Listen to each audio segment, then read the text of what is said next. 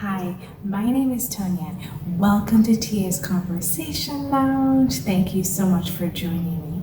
Today's conversation is going to be about hopelessness, suicide, depression, and mental health crisis. Now, Tia, that's a lot in one. It's going to be a short video, but I'm going to just get to the point.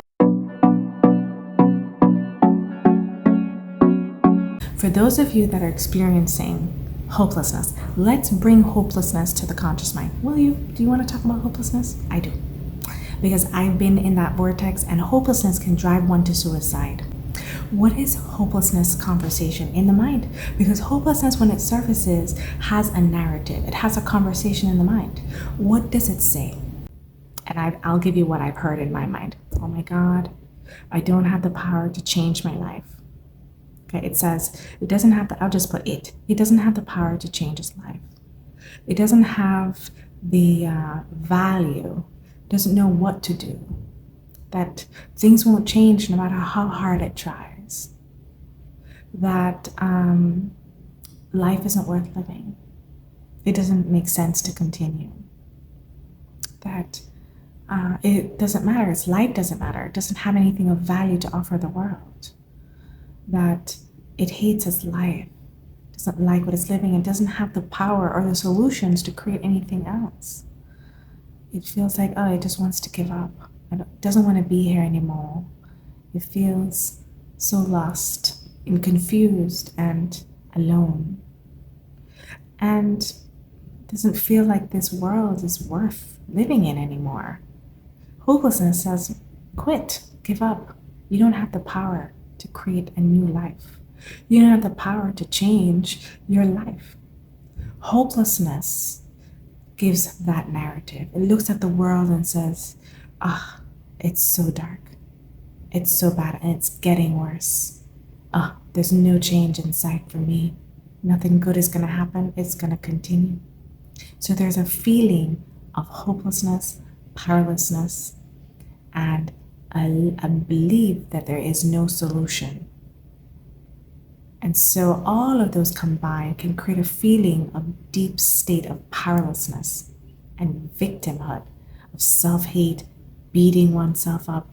All of those things can surface, right? For feeling like a failure in life, that the expectation to be successful or the expectation to be at a different place in life, financially, or in one's relationship, or in one's health condition, or whatever that is, feeling that one is at a place of helplessness and powerlessness to make a change or to create the ideal reality. That's where hopelessness has surfaced for me, because I want to get to B, but I'm at A, and I feel all the challenges to get to B, and I feel it's so unsurmountable to get to B. That can feel helpless, hopeless. So as a result, suicide may say, it's hard living here, isn't it? Don't you want to just go? Free yourself from all this pain and suffering? Yeah, it may say that. It may get to that level of like, oh no, just get out of here. Don't even bother to stay. It won't make a difference if you stay anyway.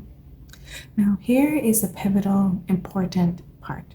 That is the consciousness of the vortex of hopelessness. That cloud of energy may come in, or that self may surface when things get so chaotic, or things may get so bleak or dark that one can have those thought forms.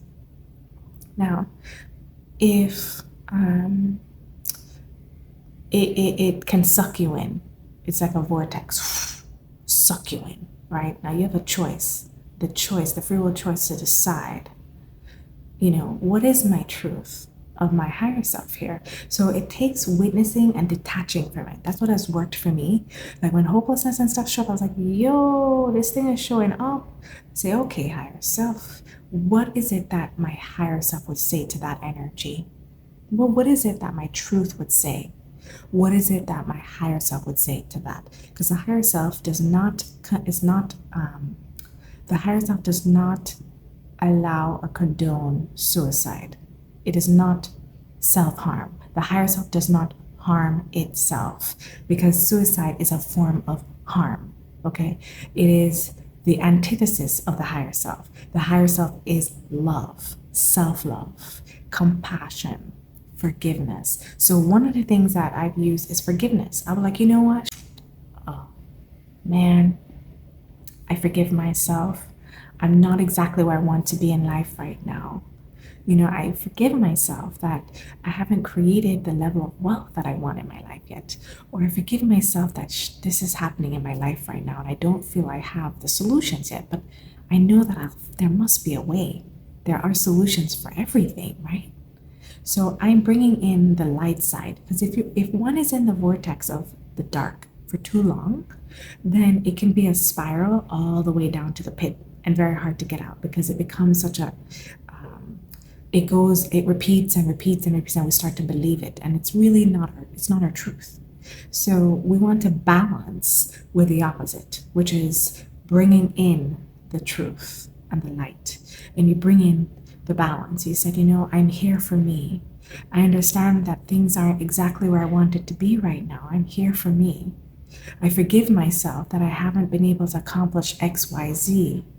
I forgive myself for any mistakes that I've made in the past that's led me to where I am at right now. You know? I believe in myself to create something new, that I can do this. I may not know yet how, but I'm willing to find out. I'm willing to get help. I'm willing to do research. I am the will. And then, of course, calling in, you know, this is huge. When we're in that gutter, sometimes we don't feel we have the will to pull out. We call, you know, another hotline is calling in the higher self and say, yo, I need some support here, help, assistance needed, all right?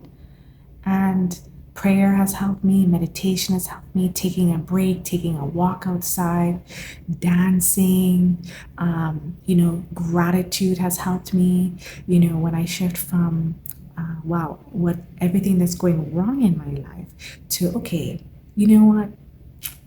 This is what I do. I'm going to share what I do. I go into ingratitude. I say, okay, what am I ungrateful for right now? And I mention all the things. I'm grateful about this, where I'm at in life, blah, blah, blah, blah. And then I go into, you know what I'm grateful for? What can I be grateful for? And then I start to go into that. So I've addressed the ingratitude, but I've also brought up the gratitude. So there's a balance. For me, that works. I don't know if that will work for you. You can see if that works for you, that strategy. But that's some of the tips that I use, coping mechanisms to deal with my mind. Okay. Compassion. These are superpowers, y'all. Compassion, being there for oneself, forgiveness, and self-love. Saying, you know what? I love myself anyway, you know. Now, if you're going through suicidal thoughts, that's a whole different level, and that may require more interception or help. There are hotlines for this, guys. There's a 988 hotline. There is crisis text line. If you're going through postpartum, there's a postpartum international hotline for postpartum women. There is, I mentioned the 988, right? Yeah, so there are online support call centers, people who are trained to assist people who are going through suicidal thoughts or mental health crises, depression. There is help. And so we do not have to face this demon alone. We can face it together, right? And know that your life is valuable, that you're here for a purpose. And even if you may not feel that right now, just know that you are here. If you're here on this planet and you have a body and you have a soul, you are a soul. I mean, you have a soul. You're sacred, you know? And you're created not by mistake, but on purpose. The higher self, the creator of all that is, if you believe in that, I don't know if you do or not, but I do believe in the higher self and the creator of all that is. We are created through miracles. We are all a miracle, all right? And being here right now, you are unconditionally loved and accepted, even in your flaws and imperfections. And that you're here for a purpose. Your life matters, and what you're here for matters. And no matter what dark cloud you're in, Your value is intrinsic. It's who you are. It's not determined by the money in your bank account, what you're going through. You matter and you're valuable and significant because of who you are. You are a sacred being. And your light and who you are, if you have not discovered it yet, is beautiful. And sometimes the dark tends to take over, and we may not see the truth and the worth of who we are. We may not believe in ourselves the way we need to, but with little steps at a time, we can get out of the limiting conditioning of self-hate to the truth of who we are, which is love.